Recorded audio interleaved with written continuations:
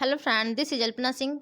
तो देखिए फ्रेंड, आज हम आपकी क्लास में सी टेट 2023 के लिए सामाजिक अध्ययन के यानी कि एसएसटी के इंपॉर्टेंट 60 क्वेश्चंस को लेकर के आए हैं, जो आप सभी लोगों के साथ मिलकर के डिस्कस करेंगे। ओके फ्रेंड्स, तो देखिए जो लोग अभी तक हमारे चैनल को लाइक एंड सब्सक्राइब नहीं किए वो लोग कर दीजिए। हमारा चैनल है @लर्न विथ अल्पना।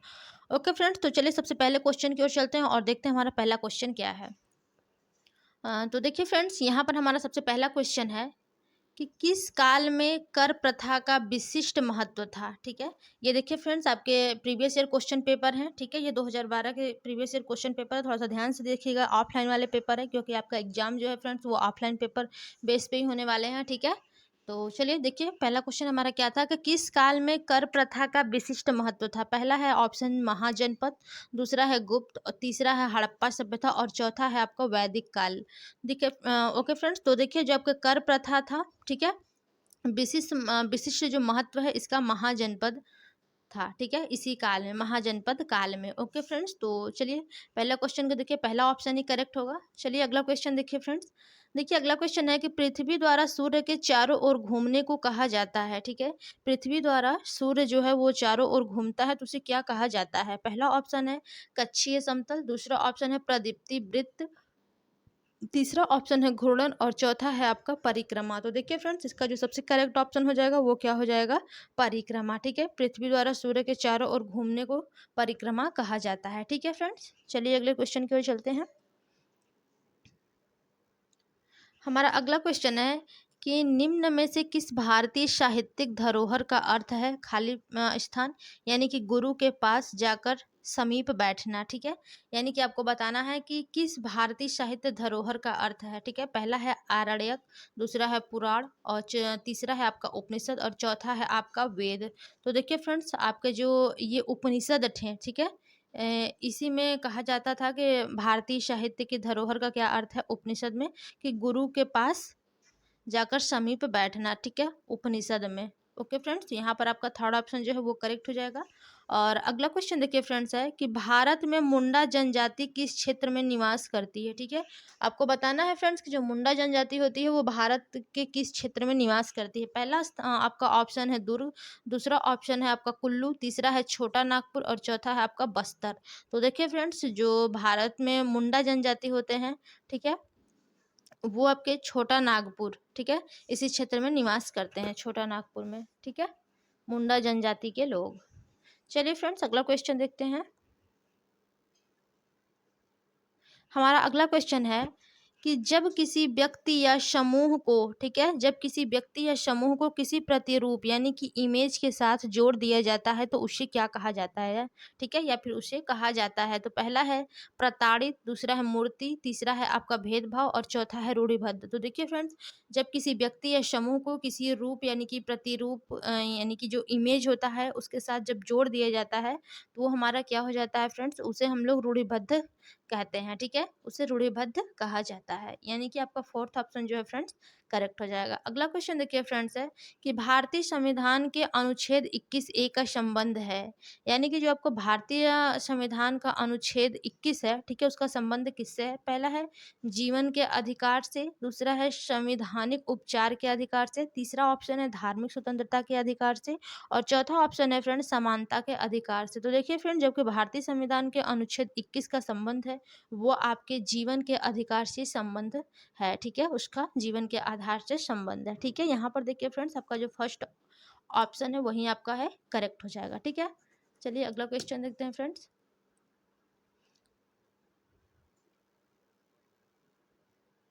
देखिए हमारा अगला क्वेश्चन है फ्रेंड्स कि खालसा की स्थापना करने वाले निम्न में से कौन थे। ठीक है, जो खालसा पंथ की स्थापना करने वाले थे उसमें वो कौन थे। पहला ऑप्शन है आपका गुरु गोविंद सिंह, दूसरा ऑप्शन है गुरु तेग बहादुर, तीसरा ऑप्शन है गुरु नानक देव, और चौथा है आपका गुरु आनंद देव। तो देखिए फ्रेंड्स, अंगद देव। ठीक है, तो जो खालसा पंथ की स्थापना करने वाले थे वो आपके कौन से हो जाएंगे फ्रेंड्स, वो आपके गुरु गोविंद सिंह थे। ठीक है, खालसा की स्थापना गुरु गोविंद सिंह ने किया था। ठीक है, चलिए अगला क्वेश्चन देखते हैं, यानी कि यहाँ पर आपका first option is the right. ठीक है, अगला क्वेश्चन है फ्रेंड्स आपका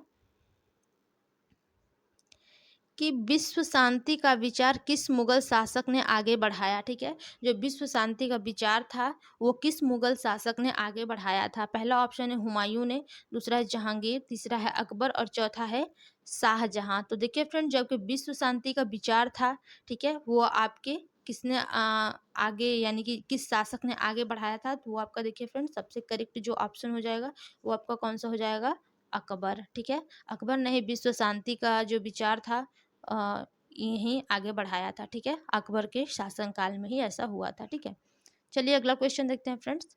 अगला क्वेश्चन है कि कित्तूर, ठीक है, कित्तूर के ब्रिटिश विरोधी आंदोलन का नेतृत्व किसने किया। यानी कि जो कित्तूर के ब्रिटिश विरोधी आंदोलन हुआ था उसका नेतृत्व किसने किया था। तो पहला ऑप्शन है यहाँ पर रानी चेन्नम्मा, दूसरा है ऑप्शन नाना फडणवीस और तीसरा है आपका ऑप्शन अहिल्याबाई होलकर, चौथा ऑप्शन है रानी लक्ष्मीबाई।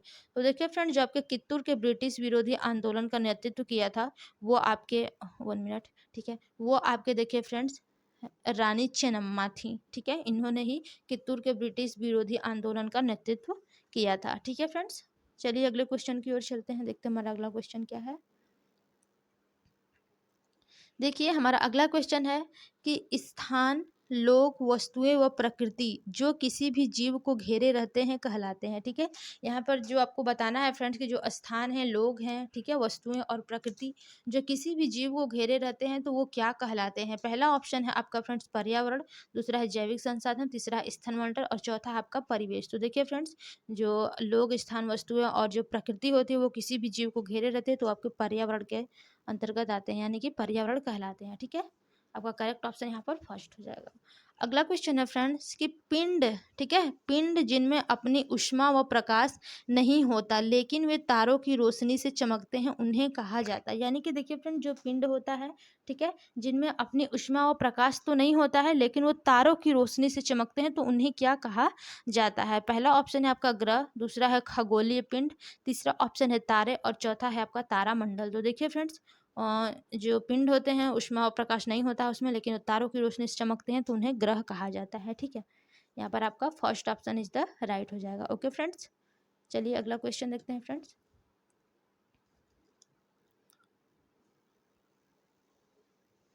देखिए फ्रेंड्स, हमारा अगला क्वेश्चन है कि निम्न में से वायुमंडल की कौन सी परत वायुयान उड़ने के लिए आदर्श है। ठीक है, यहाँ पर आपको बताना है फ्रेंड्स कि जो वायुमंडल की ऐसी कौन सी परत है जिसमें वायुयान उड़ान के लिए आदर्श है। पहला ऑप्शन है आपका समताप मंडल, ठीक है, दूसरा है बाह्य मंडल, तीसरा है क्षोभ मंडल और चौथा है आपका आयन मंडल।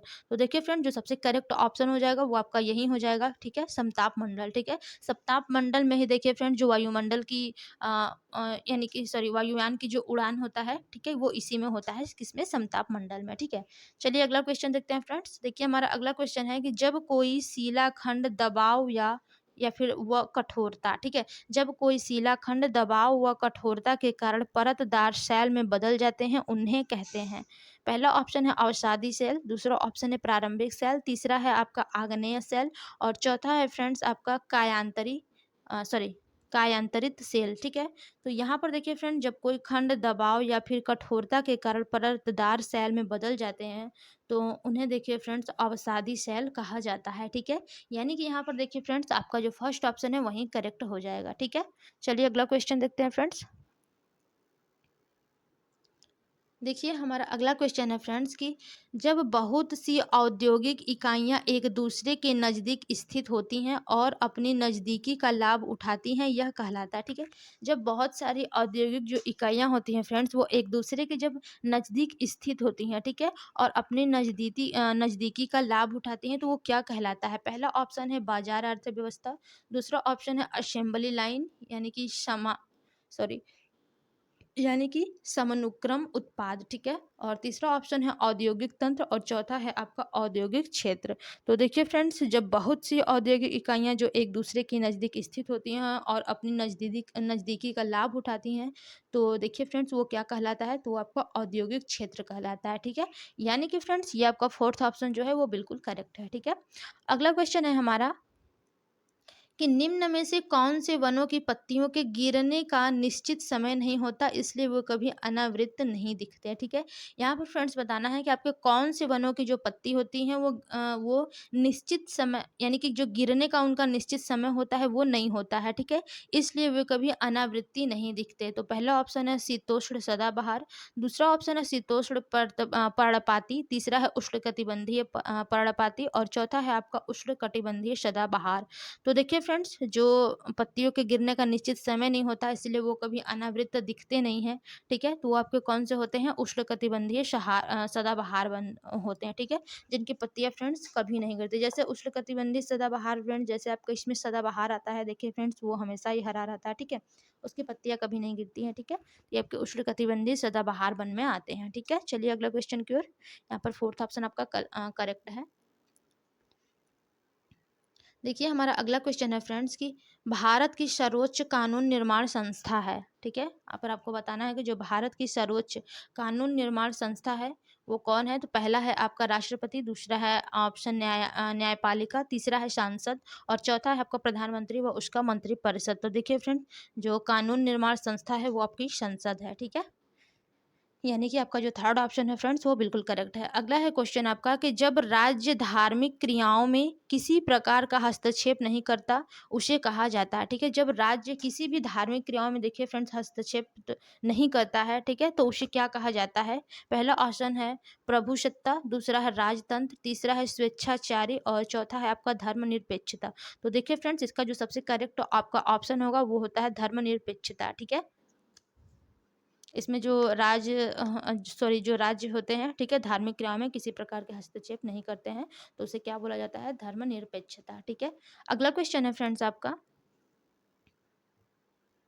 अगला क्वेश्चन है कि संसाधन जो किसी क्षेत्र में पाए जाते हैं, ठीक है, परंतु जिनका अभी उपयोग नहीं किया गया उन्हें कहा जाता है। यानी कि जो संसाधन है किसी क्षेत्र में पाए जाते हैं परंतु जिनका अभी उपयोग नहीं किया गया है उन्हें कहा जाता है। पहला है ऑप्शन है बेकार संसाधन, दूसरा है मूल्यवान संसाधन, तीसरा है आपका संभावित संसाधन और चौथा है फ्रेंड्स आपका वास्तविक संसाधन। तो देखिए फ्रेंड्स, इसका जो सबसे करेक्ट आपका ऑप्शन हो जाएगा वो आपका होता है संभावित संसाधन। ठीक है, ऐसे संसाधन ये होते हैं जो किसी भी क्षेत्र में पाए जाते हैं परंतु जिनका अभी उपयोग नहीं किया गया है, तो ये आपकी संभावित संसाधन के अंतर्गत आते हैं। ठीक है फ्रेंड्स, और अगला क्वेश्चन है हमारा कि मुगल वास्तुशिल्प मिश्रण है। ठीक है, मुगल वास्तुशिल्प जो मिश्रण है, ठीक है, तो पहला ऑप्शन है तुर्की व अफगान शैलियों का, दूसरा ऑप्शन है तुर्की व फारसी शैलियों का और तीसरा है कि अरब व भारतीय शैलियों का, चौथा ऑप्शन है फारसी व भारतीय शैलियों का। तो देखिए फ्रेंड्स, जो आपके मुगल वास्तुशिल्प मिश्रण है, ठीक है, वो आपके फारसी व भारतीय शैलियों का है। ठीक है, फारसी व भारतीय शैलियों का मुगल वास्तुशिल्प मिश्रण है। ठीक है फ्रेंड्स, यहाँ पर देखिए आपका जो फोर्थ ऑप्शन है बिल्कुल करेक्ट हो जाता है। चलिए अगला क्वेश्चन देखते हैं फ्रेंड्स। हमारा अगला क्वेश्चन है फ्रेंड कि भारत की मानक देशांतर है। ठीक है, भारत की जो मानक देशांतर है वो क्या है। तो पहला ऑप्शन है 82 डिग्री पूर्व देशांतर, दूसरा ऑप्शन है 82 डिग्री 30 फीट जो होता है पूर्व देशांतर और तीसरा है फ्रेंड्स यहाँ पर आपका 82 डिग्री 30, ठीक है, पूर्व देशांतर और चौथा है आपका 82 डिग्री 50 पूर्व देशांतर। तो यहाँ पर देखिए फ्रेंड, जो आपका सही ऑप्शन हो जाएगा ये आपका जो थर्ड ऑप्शन है यही करेक्ट हो जाता है। ठीक है फ्रेंड, जो भारत की मानक देशांतर है, ठीक है, यहाँ पर थर्ड ऑप्शन जो है फ्रेंड्स वो बिल्कुल करेक्ट है। अगला क्वेश्चन है फ्रेंड्स यहाँ पर आपका कि कृषि की एक पद्धति जिसमें व्यापक स्तर पर आधुनिक आगतों का उपयोग अधिक उत्पादकता प्राप्त करने के लिए किया जाता है कहलाती है। यानी कि जो कृषि की एक पद्धति होती है, ठीक है, जिसमें व्यापक स्तर पर आधुनिक आगतों का उपयोग अधिक उत्पादकता प्राप्त करने के लिए किया जाता है, तो वो क्या कहलाती है। ठीक है, तो देखिए फ्रेंड्स, पहला ऑप्शन है स्थानांतरी कृषि, दूसरा है निर्वाह कृषि, तीसरा है आपका वाणिज्यिक खेती और चौथा है आपका गहन कृषि। तो देखिए फ्रेंड्स, यहाँ पर जो सबसे करेक्ट आपका जो ऑप्शन हो जाएगा वो आपका ये वाणिज्यिक खेती हो जाएगा। यानी कि जो थर्ड ऑप्शन है फ्रेंड्स वो आपका बिल्कुल करेक्ट है। ठीक है, यहाँ पर वाणिज्यिक खेती होती है। चलिए अगला क्वेश्चन देखते हैं फ्रेंड्स।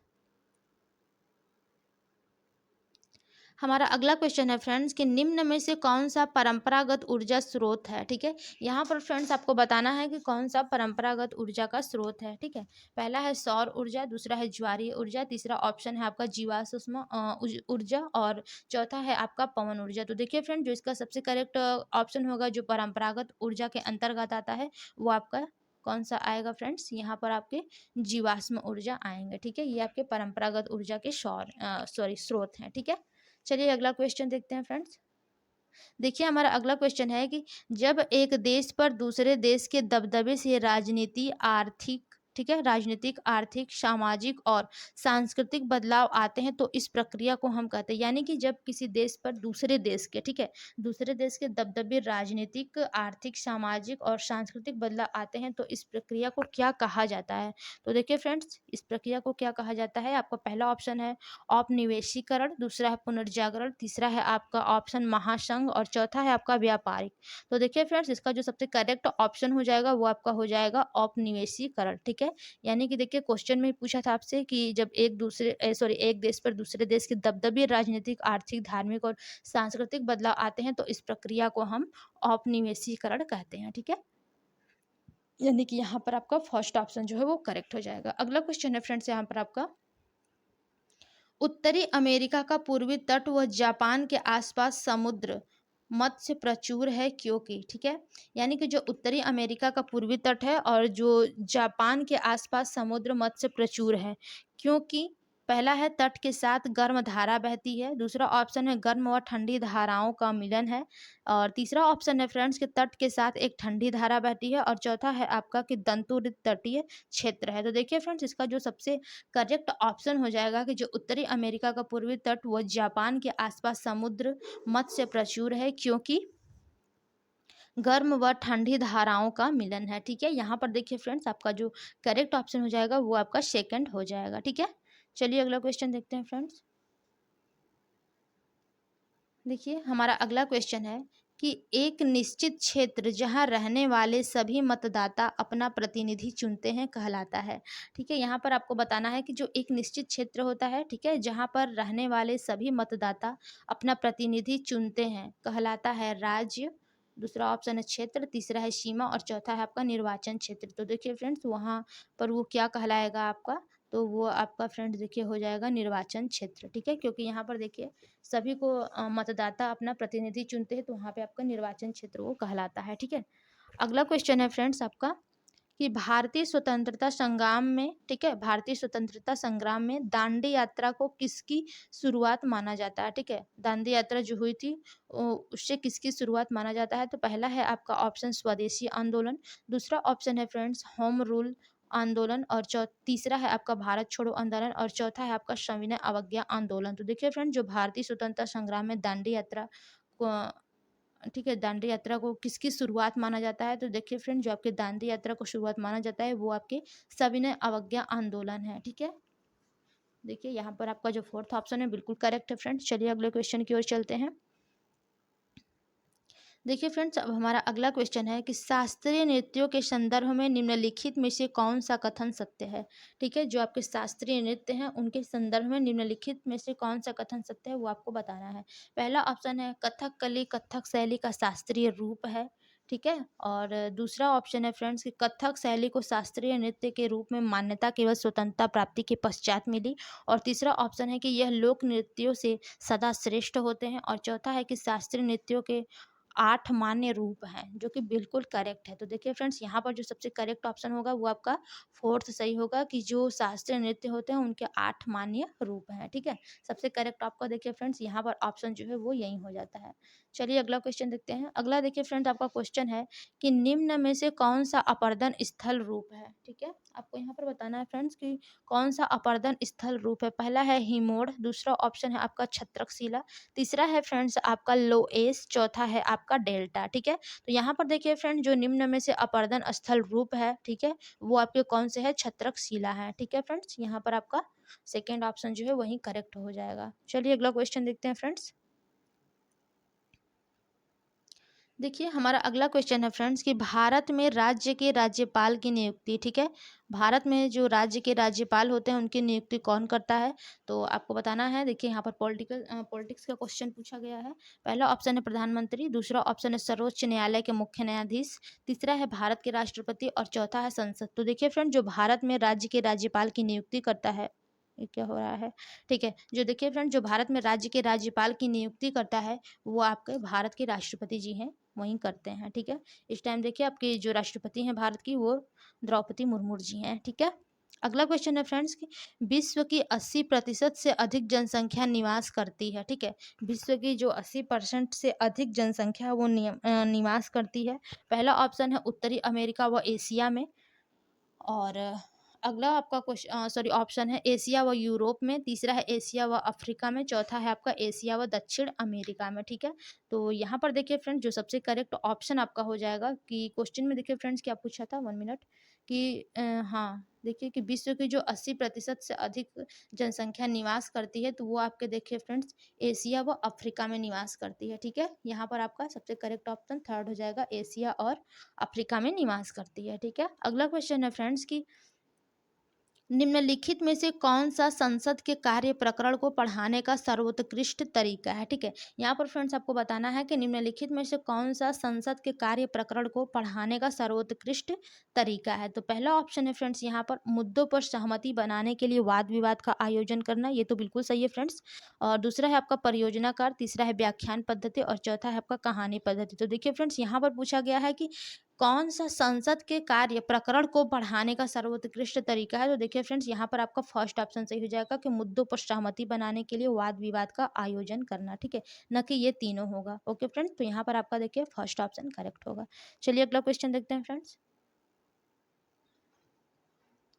देखिए अगला क्वेश्चन है हमारा कि सतत और व्यापक मूल्यांकन मुख्य रूप से खाली स्थान बल देता है, ठीक है? यानी कि जो आपका सतत और व्यापक मूल्यांकन है, वो मुख्य रूप से किस पर बल देता है? पहला ऑप्शन है फ्रेंड्स मस्तिष्क, हृदय और हाथ की शिक्षा पर, ऐसा तो बिल्कुल नहीं है, ठीक है? दूसरा ऑप्शन है कमजोर अयोग्य विद्यार्थियों को उच्च स्तर यानी कि अगली कक्षा पर प्रोन्नत करना, ये भी आपका गलत होगा फ्रेंड्स, ऐसा नहीं होता है। तीसरा है कि बच्चे के सुधार के लिए लगातार परीक्षण करना, ये भी गलत होगा, ठीक है? और चौथा है कि बच्चे के व्यवहार का सतत अवलोकन करना, जो कि बिल्कुल करेक्ट है। तो यहाँ पर देखिए फ्रेंड, जो सतत और व्यापक मूल्यांकन का मुख्य रूप से बल देती है, तो वो बच्चों के व्यवहार का सतत अवलोकन करने पर बल देती है, ठीक है? यहाँ पर देखिए फ्रेंड, जो आपका फोर्थ ऑप्शन है वही करेक्ट हो जाएगा, ठीक है? चलिए अगला क्वेश्चन देखते हैं फ्रेंड्स।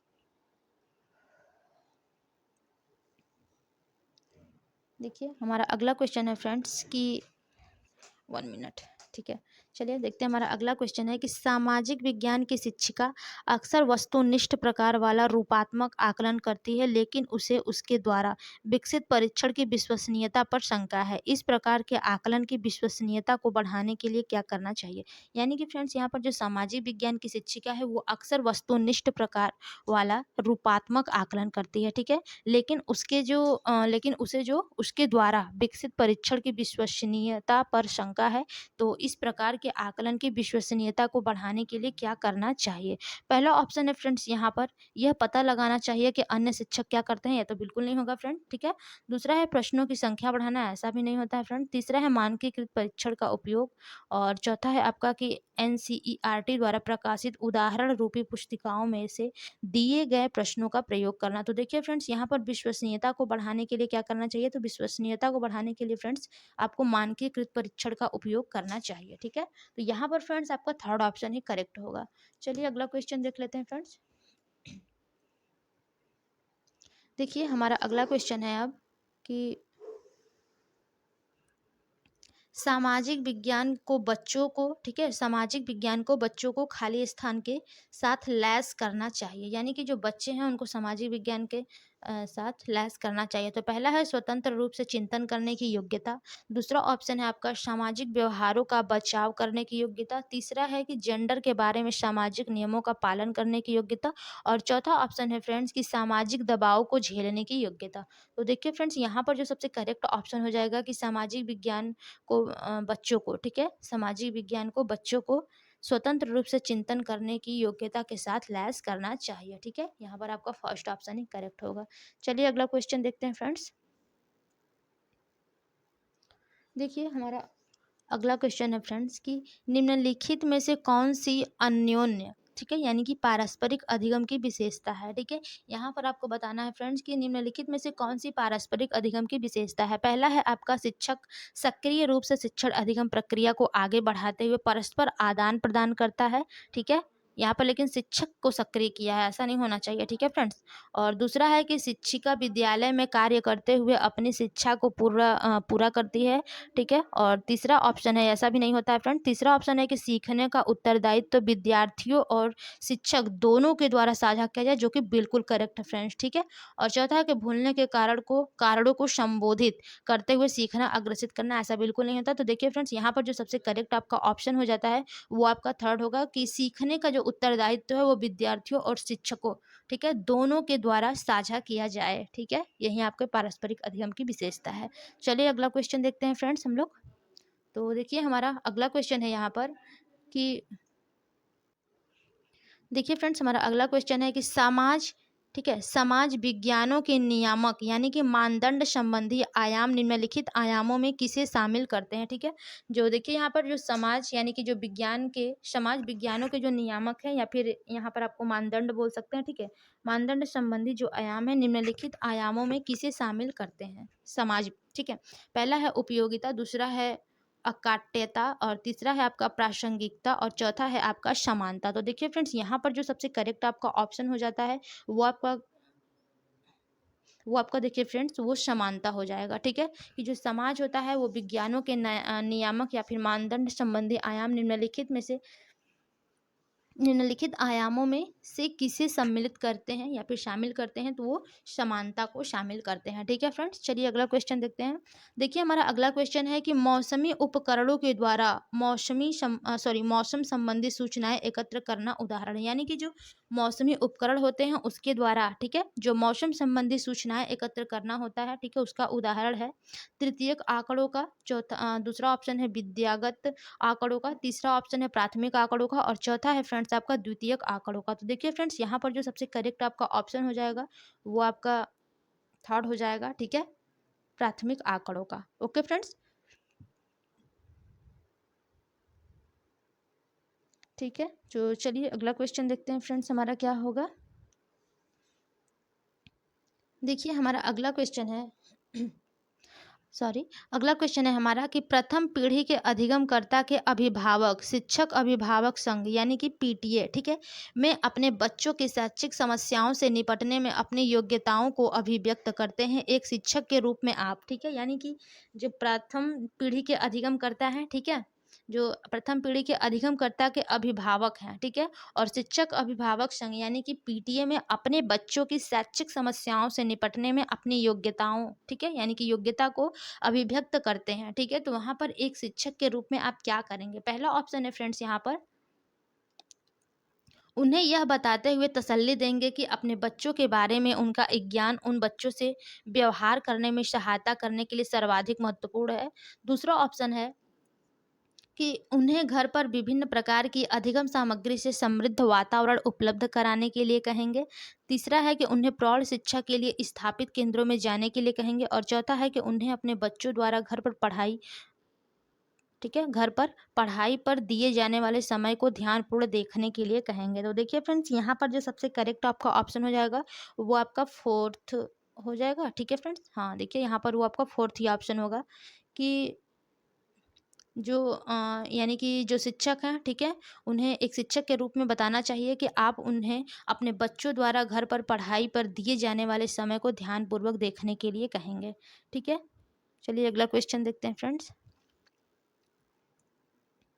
हमारा अगला क्वेश्चन है फ्रेंड्स कि लोकतांत्रिक राजतंत्र, ठीक है, लोकतांत्रिक राजतंत्र पढ़ाते समय सामाजिक विज्ञानों की शिक्षिका अपनी कक्षा से बातचीत करने के लिए स्थानीय कॉलेजों में राजनीति विज्ञान के विशेषज्ञ को आमंत्रित करती है। इससे पहले कि विशेषज्ञ, ठीक है, यानी कि जो देखिए आगे का क्वेश्चन हम बाद में पढ़ेंगे, पहले हम लोग यहाँ पर समझ लेते हैं कि क्वेश्चन क्या करा है। देखिए फ्रेंड, जो लोकतांत्रिक राजतंत्र है, ठीक है, उसको पढ़ाते समय जो सामाजिक विज्ञान की शिक्षिका है वो अपनी कक्षा से बातचीत करने के लिए स्थानीय कॉलेजों में राजनीति विज्ञान के विशेषज्ञ को आमंत्रित करती है, ठीक है। तो इससे पहले कि विशेषज्ञ उसकी, ठीक है, तो देखिए इससे पहले कि विशेषज्ञ उसकी कक्षा से बातचीत करे, शिक्षिका को निम्नलिखित में से किसकी साझेदारी उनके साथ करनी चाहिए। तो पहला ऑप्शन है फ्रेंड्स यहाँ पर कि कक्षा में कुछ विद्यार्थी ऐसे हैं जो आरक्षित श्रेणियों से संबंधित है, यानी कि उन्हें साझेदारी कैसे करनी चाहिए उनके साथ, ठीक है, तो ये आपको बताना है। दूसरा ऑप्शन है इस प्रकरण के लिए अनुदेशनात्मक उद्देश्य। तीसरा है आपका कक्षा के लिए प्रस्तावित पाठ्य पुस्तक। और चौथा ऑप्शन है कि इस प्रकरण पर आधारित आकलनों के, यानी कि आकलनों का प्रकार। तो देखिए फ्रेंड्स, यहाँ पर जो आपसे पूछा गया है कि निम्नलिखित में से किसकी साझेदारी उनके साथ करनी चाहिए, तो यहाँ पर सबसे करेक्ट ऑप्शन हो जाएगा दूसरा, कि इस प्रकरण के लिए अनुदेशनात्मक उद्देश्य। ठीक है, सबसे करेक्ट ऑप्शन देखिए फ्रेंड्स आपका सेकंड ऑप्शन हो जाएगा। चलिए अगला क्वेश्चन देखते हैं फ्रेंड्स। देखिए हमारा अगला क्वेश्चन है कि राष्ट्रीय स्तर पर सामाजिक विज्ञानों की पुस्तक की निम्नलिखित में से कौन सी सर्वाधिक महत्वपूर्ण विशेषता है। ठीक है, यहाँ पर फ्रेंड्स आपको देखिए बताना है कि जो राष्ट्रीय स्तर पर सामाजिक विज्ञानों की पुस्तक की, ठीक है, निम्नलिखित में से कौन सी सर्वाधिक महत्वपूर्ण विशेषता है। तो देखिए फ्रेंड्स, पहला ऑप्शन है इसे ऐसा होना चाहिए ताकि सभी सामाजिक समूह इसके साथ संबंधित हो सके, तो बिल्कुल सही है। दूसरा है इसे विशेषतः इतिहास लिखने में किसी विचारधारा विशेष का अनुगमन नहीं करना चाहिए, ऐसा बिल्कुल नहीं होता है फ्रेंड्स। देखिए यहाँ पर अनुगमन करना चाहिए, ठीक है। तीसरा है कि इसमें अधिक लंबी पाठ्य सामग्री शामिल नहीं होनी चाहिए, क्योंकि लंबी पाठ्य सामग्री को याद करने में बच्चों को कठिनाई, तो देखिए ये भी आपका गलत होगा, क्योंकि यहाँ पर याद करने के लिए आ रहा है, ठीक है। और अगला आपका ऑप्शन है फ्रेंड्स कि उसे स्पष्ट और व्यवस्थित रूप से सूचना उपलब्ध करानी चाहिए ताकि याद करने में मदद मिल सके, जो कि बिल्कुल गलत है, ठीक है। तो यहाँ पर देखिए फ्रेंड्स, आपका सबसे करेक्ट जो ऑप्शन है वो आपका कौन सा हो जाएगा, फर्स्ट ऑप्शन, ठीक है। चलिए अगले क्वेश्चन की ओर चलते हैं फ्रेंड्स। देखिए हमारा अगला क्वेश्चन है फ्रेंड्स कि निम्नलिखित में से कौन सी शिक्षण सहायक सामग्री महाद्वीपों के अनुपातिक क्षेत्र व आकार को दर्शाने के लिए सबसे अधिक उपयुक्त है। ठीक है, यहाँ पर आपको फ्रेंड्स बताना है कि निम्नलिखित में से कौन सी ऐसी शिक्षण सहायक सामग्री है, ठीक है, जो महाद्वीपों के अनुपातिक क्षेत्र व आकार को दर्शाने के लिए सबसे अधिक उपयुक्त है। तो पहला ऑप्शन है फ्रेंड्स ग्लोब, यही देखिए फ्रेंड्स आपका करेक्ट भी होना चाहिए। और दूसरा है आपका विश्व की राजनैतिक मानचित्र, तीसरा है विश्व का भौतिक मानचित्र, और चौथा है आपका पृथ्वी का पोस्टर। तो बिल्कुल नहीं, देखिए जो बिल्कुल करेक्ट होगा वहां पर आपका ग्लोब हो जाएगा। ओके फ्रेंड्स, यानी कि फर्स्ट ऑप्शन बिल्कुल करेक्ट है। चलिए अगला क्वेश्चन देखते हैं फ्रेंड्स।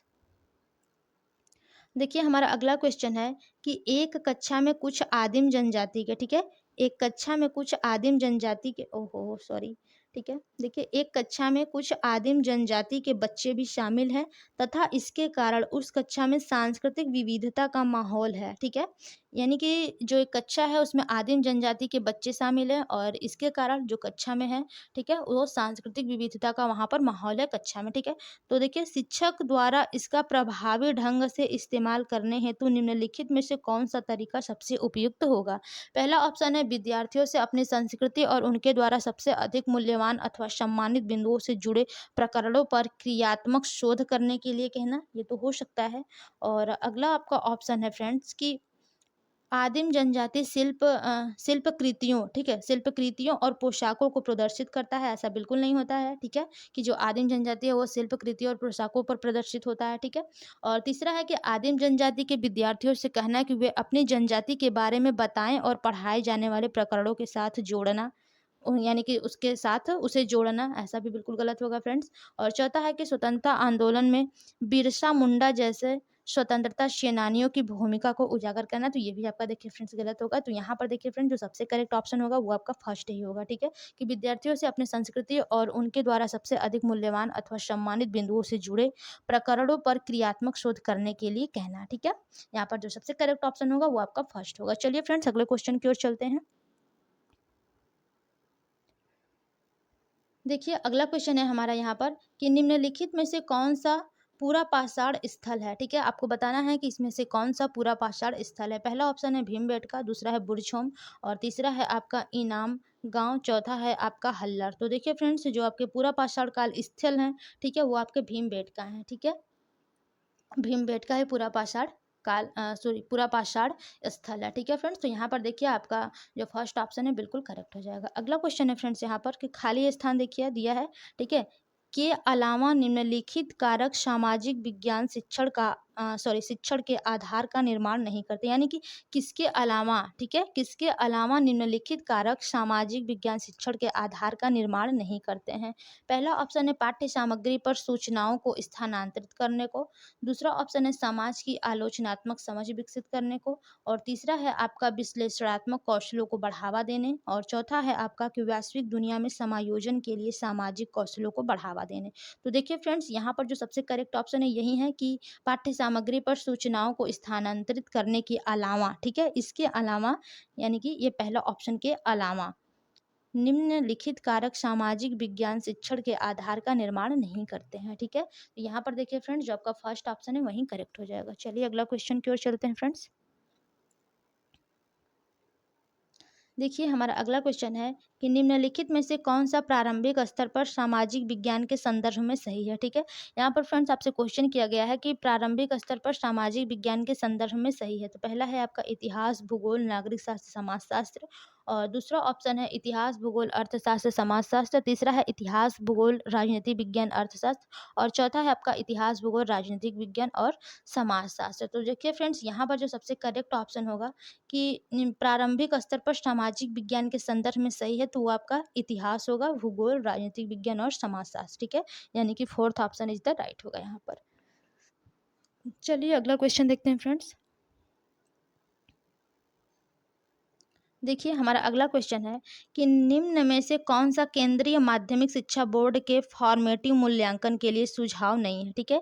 यहाँ पर फ्रेंड्स आपको बताना है कि निम्न में से कौन सा केंद्रीय माध्यमिक शिक्षा बोर्ड के फॉर्मेटिव मूल्यांकन के लिए सुझाव नहीं है। तो पहला ऑप्शन है आपका अधिक आवृत्ति से परीक्षण करना, दूसरा है प्राथमिक पाठ्य सामग्री के लिए प्रामाणिक स्रोतों का उपयोग, तीसरा है स्रोत आधारित विश्लेषण, और चौथा है आपका मॉडल व चार्ट, ठीक है।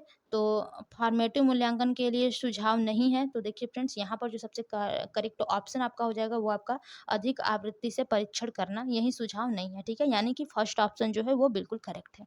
चलिए अगले क्वेश्चन की ओर चलते हैं फ्रेंड्स। देखिए हमारा अगला क्वेश्चन है कि मानचित्र को समझने की सर्वव्यापी भाषा को समझा जा सकता है, ठीक है। यानी कि जो मानचित्र है उसको समझने के लिए सर्वव्यापी भाषा को समझा जा सकता है। पहला है वर्णमाला अक्षर द्वारा, दूसरा ऑप्शन है विषय संबंधी मानचित्रों द्वारा, तीसरा है आपका रूढ़ि चिन्हों द्वारा, और चौथा है आपका रेखा चित्रों द्वारा। तो देखिए फ्रेंड्स, यहाँ पर जो मानचित्र को समझने के लिए सर्वव्यापी भाषा को समझा जा सकता है, तो यहाँ पर सबसे करेक्ट जो हो जाएगा वो आपका हो जाएगा रूढ़ि चिन्हों द्वारा, ठीक है। इसी के द्वारा आप मानचित्र को समझ सकते हैं, ठीक है। सर्वव्यापी भाषा यही है। ओके फ्रेंड्स, तो देखिए अगला क्वेश्चन है हमारा कि सूफी संतों के मकबरे को कहा जाता है, यानी कि जो सूफी संत हैं उनके मकबरे को क्या कहा जाता है। पहला है इबादत गाह, दूसरा है दरगाह, तीसरा है आपका ईदगाह, और चौथा है आपका खानकाह। तो देखिए फ्रेंड, जो सूफी संतों के मकबरे हैं, ठीक है, उन्हें आप क्या कहा जाता है, तो वहाँ पर तो उन्हें वो दरगाह कहा जाता है, ठीक है। जो सूफी संत के मकबरे होते हैं उन्हें दरगाह कहा जाता है। ओके फ्रेंड्स, चलिए अगला क्वेश्चन देखते हैं। देखिए अगला क्वेश्चन है हमारा, ठीक है, कि अटलांटिक महासागर के विषय में निम्नलिखित तथ्य पढ़ें। पहला ऑप्शन है, यानी कि कथन दिया गया है पहला, कि यह अंग्रेजी यस अक्षर के आकार का है, ठीक है। जो अटलांटिक महासागर है, तो ठीक है फ्रेंड्स, ये तो बिल्कुल करेक्ट है कि जो अटलांटिक महासागर है वो आपके अंग्रेजी के यस अक्षर के आकार का है, ठीक है। और दूसरा है कि इसकी तट रेखा सरल रेखीय व निर्बाध है, जो कि बिल्कुल गलत है, ऐसा बिल्कुल नहीं है। सी ऑप्शन है कि व्यापारिक दृष्टि से यह सबसे व्यस्त महासागर है, तो बिल्कुल करेक्ट है। ओके फ्रेंड्स, यहाँ पर देखिए दिया गया है कि उपरोक्त कथनों में से कौन सा कथन सत्य है। तो यहाँ पर देखिए फ्रेंड्स, ए और सी सही है, तो जाहिर सी बात है, तो देखिए पहला ही ऑप्शन आपका करेक्ट हो जाएगा, ए और सी, ठीक है, ए तथा सी, ठीक है फ्रेंड्स। चलिए अगला क्वेश्चन देखते हैं। देखिए हमारा अगला क्वेश्चन है कि मौर्य शासक अशोक द्वारा लड़ी गई लड़ाई का स्थल कलिंग वर्तमान में कहाँ है, ठीक है। यानी कि जो मौर्य शासक अशोक के द्वारा लड़ी गई लड़ाई थी उसका स्थल जो कलिंग है वो वर्तमान में कहाँ है। पहला ऑप्शन है केरल, दूसरा है आंध्र प्रदेश, तीसरा है कर्नाटक, और चौथा है आपका ओडिशा। तो देखिए फ्रेंड्स, इसका जो सबसे करेक्ट ऑप्शन होगा, ठीक है, कि जो कलिंग है वो वर्तमान में कहाँ है, तो वो आपके ओडिशा में है, ठीक है। कलिंग जो है फ्रेंड्स वो आपके ओडिशा में है। अगला क्वेश्चन है कि जीवन की उत्पत्ति यानी कि विकास के शिक्षण हेतु अध्यापक को अवश्य भ्रमण करना चाहिए। ठीक है, पहला है चिड़ियाघर, दूसरा है जीव संरक्षण उद्यान यानी कि जो पशु अभ्यारण्य है वहाँ पर, तीसरा है प्राकृतिक इतिहास संग्रहालय और चौथा है आपका पुरातात्विक संग्रहालय। तो देखिए फ्रेंड्स, यहाँ आपसे पूछा गया था तो जीव की उत्पत्ति जो होती है यानी कि विकास, ठीक है, उसके शिक्षण के लिए हेतु अध्यापक को अवश्य भ्रमण करना चाहिए। तो देखिए फ्रेंड, जो अध्यापक है, ठीक है, उसे अवश्य कहाँ पर भ्रमण करना चाहिए? प्राकृतिक इतिहास संग्रहालय में। ठीक है, यहाँ पर आपका देखिए फ्रेंड, जो थर्ड ऑप्शन है वही बिल्कुल करेक्ट है। ठीक है, चलिए अगले क्वेश्चन की ओर चलते हैं। देखिए फ्रेंड्स, हमारा अगला क्वेश्चन है कि निम्नलिखित में से कहाँ सभी अक्षांशों पर दोपहर का सूर्य वर्ष में कम से कम एक बार सीधा ऊपर से चमकता है? यानी कि यहाँ पर आपको बताना है कि कहाँ पर सभी अक्षांशों पर दोपहर का सूर्य वर्ष में कम से कम एक बार सीधा ऊपर से चमकता है। पहला ऑप्शन है कर्क रेखा और मकर रेखा के मध्य, दूसरा है आपका आर्कटिक वृत्त और अंटार्कटिक वृत्त के मध्य, तीसरा है केवल कर्क रेखा और विषुवत वृत्त के मध्य, और चौथा है फ्रेंड्स कि केवल मकर रेखा और विषुवत वृत्त के मध्य। ठीक है, तो यहाँ पर देखिए फ्रेंड्स, जो सभी अक्षांशों पर दोपहर का सूर्य वर्ष में कम से कम एक बार सीधा ऊपर से चमकता है। ठीक है, तो वो आपका कहाँ पर हो जाएगा फ्रेंड्स? कर्क रेखा और मकर रेखा के मध्य में। ठीक है, एक बार सबसे सीधा चमकता है। ठीक है, तो चलिए यहाँ पर देखिए फ्रेंड्स, आपका जो फर्स्ट ऑप्शन है बिल्कुल करेक्ट है। और चलिए अगले क्वेश्चन की ओर चलते हैं। देखिए हमारा अगला क्वेश्चन है कि अभिवृत्ति और मूल्यों का आकलन करते समय सामाजिक विज्ञान के शिक्षक निम्नलिखित में से किस विवरण संकेत को अधिभार दे सकते हैं? ठीक है, यहाँ पर फ्रेंड्स आपको बताना है कि अभिवृत्ति और मूल्यों का जो आकलन करते समय सामाजिक विज्ञान के शिक्षक, ठीक है, होते हैं, वो निम्नलिखित में से किस विवरण संकेत को अधिभार दे सकते हैं? पहला ऑप्शन है दूसरे बच्चों के साथ श्रेय की साझेदारी न करना, दूसरा ऑप्शन है रोजाना शिक्षक का अभिवादन न करना, और तीसरा है दूसरों के विचारों को निष्क्रिय रूप से स्वीकार करना, चौथा ऑप्शन है फ्रेंड्स कि प्रश्न पूछने के लिए स्वतंत्र महसूस करना। तो देखिए यहाँ पर जो आपसे पूछा गया है क्वेश्चन कि अभिवृत्ति और मूल्यों का आकलन करते समय सामाजिक विज्ञान के शिक्षक निम्नलिखित में से किस विवरण संकेत को अधिभार दे सकते हैं? तो यहाँ पर आपका पहला ऑप्शन होगा कि दूसरे बच्चों के साथ श्रेय की साझेदारी न करना। ठीक है, इसी का वो अधिभार दे सकते हैं। ठीक है, तो यहाँ पर देखिए फ्रेंड, जो फर्स्ट ऑप्शन है बिल्कुल करेक्ट है। चलिए अगले क्वेश्चन की ओर चलते हैं। देखिए फ्रेंड्स, हमारा अगला क्वेश्चन है कि सामाजिक विज्ञानों के किसी शिक्षक के, ठीक है, सामाजिक विज्ञानों के किसी शिक्षक के लिए कक्षा में हाल ही में हुई चर्चा के बारे में कौन सा तथ्य सर्वाधिक ध्यान देने योग्य है? ठीक है, तो पहला ऑप्शन है कोई भी विद्यार्थी दूसरे विद्यार्थियों से पूर्ण रूपेण सहमत नहीं था, दूसरा ऑप्शन है कि विद्यार्थियों ने सह विद्यार्थियों की बात सुनने से बिल्कुल मना कर दिया था, और तीसरा ऑप्शन है कि विद्यार्थी सीधे ही अपने सह विद्यार्थियों से प्रश्न करने लगे थे, और चौथा ऑप्शन है कि विद्यार्थियों ने अपने सह विद्यार्थियों को बीच ही में टोकना शुरू कर दिया था। तो यहाँ पर देखिए आपसे पूछा क्या गया था कि सामाजिक विज्ञानों के किसी शिक्षक के लिए, ठीक है, कक्षा में हाल ही में हुई चर्चा के बारे में कौन सा तथ्य सर्वाधिक ध्यान देने योग्य है? तो यहाँ पर देखिए फ्रेंड, जो सर्वाधिक ध्यान देने योग्य है वो आपका पहला ही ऑप्शन होगा कि कोई भी जो विद्यार्थी है वो दूसरे विद्यार्थी से पूर्ण रूपेण सहमत नहीं था। ठीक है, फर्स्ट ऑप्शन आपका राइट हो जाएगा। चलिए अगला क्वेश्चन देखते हैं फ्रेंड्स।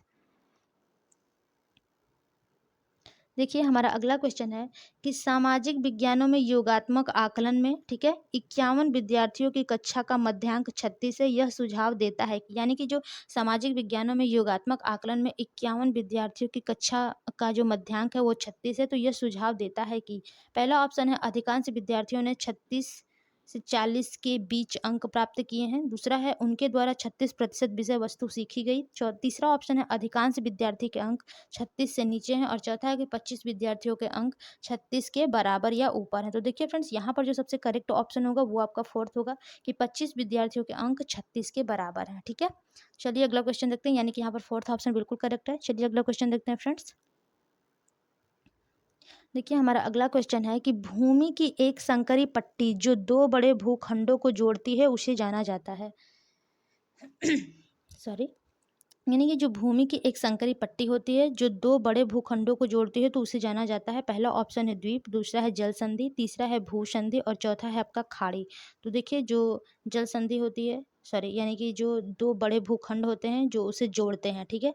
तो उसे क्या कहा जाता है फ्रेंड्स? उसे भूसंधि कहा जाता है। जोड़ने को संधि करना यानी होता है ना, तो यहाँ पर आपको जो जो भूखंडों को जोड़ेगी तो उसे भूसंधि कहा जाता है, ठीक है? अगला क्वेश्चन है कि जैवमंडल के विषय में सबसे उपयुक्त कथन है, ठीक है? जैवमंडल जो होता है सबसे उपयुक्त कथन क्या होता है? पहला ऑप्शन है भूमि, जलवायु और भूमि, जलवायु, पौधे और पशु। दूसरा ऑप्शन है पर्यावरण के विभिन्न परिमंडल, जो कि बिल्कुल नहीं, ऐसा नहीं होता है जैवमंडल में। तीसरा ऑप्शन है मनुष्य के तत्कालिक परिवेश, ऐसा भी नहीं होता है, ठीक है? चौथा है पौधे और पशु जगत, ऐसा भी बिल्कुल नहीं। तो यहाँ पर आपका सबसे करेक्ट जो ऑप्शन होगा कि जैवमंडल के विषय में सबसे उपयुक्त कथन क्या है? भूमि, जल, वायु, पौधे और पशु, ठीक है? यानी कि फर्स्ट ऑप्शन बिल्कुल करेक्ट है। चलिए अगला क्वेश्चन देखते हैं फ्रेंड्स।